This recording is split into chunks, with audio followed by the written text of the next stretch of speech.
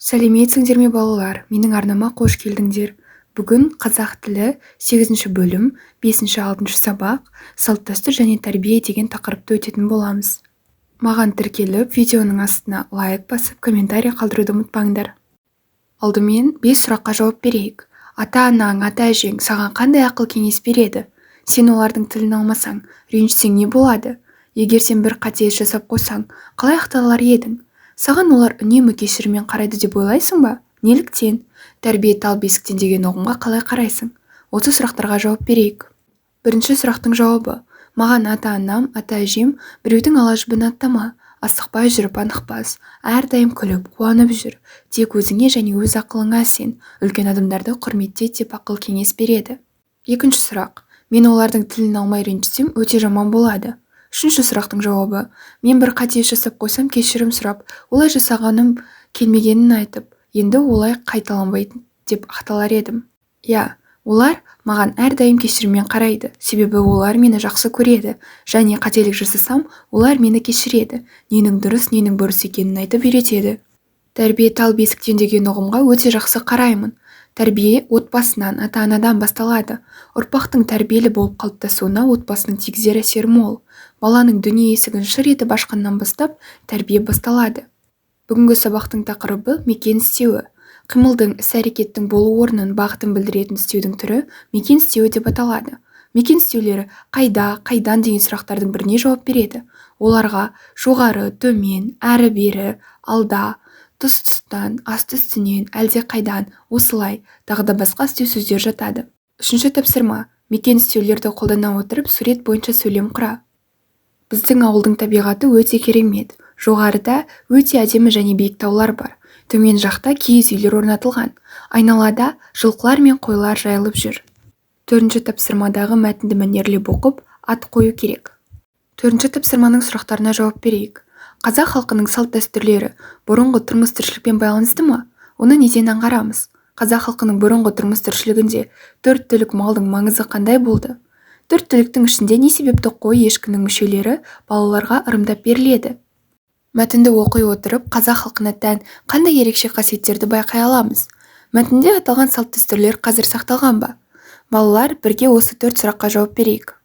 Қазақ халқының салт-дәстүрлері бұрынғы тұрмыс-тіршілікпен байланысты деп ойлаймын. Оны малға, 4 түлікке байланысты ырымдармен, мақал-мәтелдерден аңғаруға болады. Қазақ халқында 4 түліктің маңызы өте зор. 4 түліктегі жануарларды олар көлік ретінде, тамақ ретінде де, киім қылып та пайдаланған. Екінші сұрақтың жауабы: өйткені қой, ешкі қасиетті түлік болып саналады. Ол сондықтан кішкентай балаларға ырымдап беріледі. Үшінші сұрақтың жауабы: мәтінді оқи отырып, қазақ халқының ырымшыл халық екенін байқай аламыз. Барлық нәрсені ырымдайтын, ырымға сенетін қазақ халқының бейнесін көруге болады.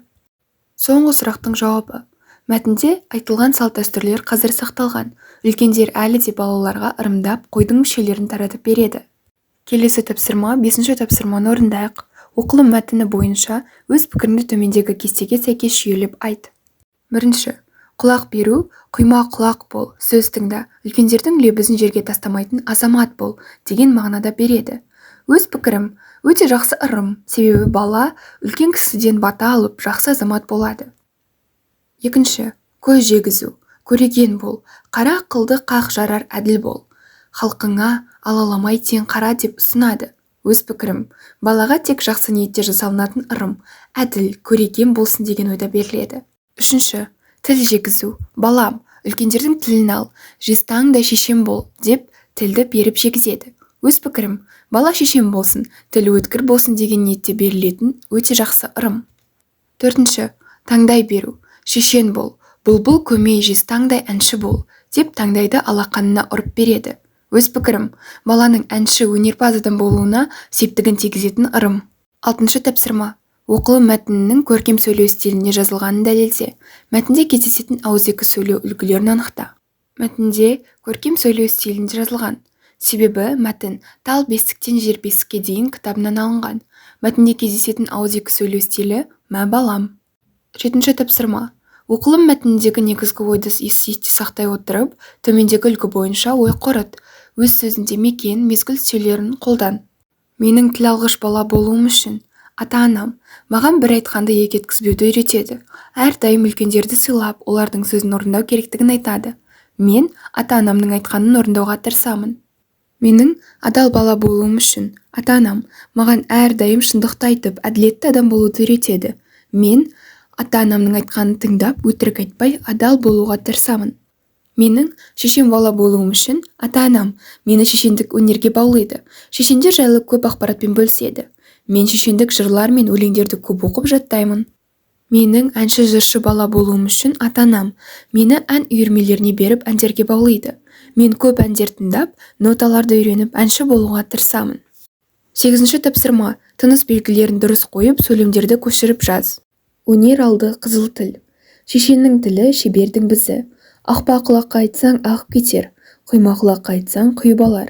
Су атасы бұлақ, сөз атасы құлақ. Адалдық жүрген жерде адамдық жүреді.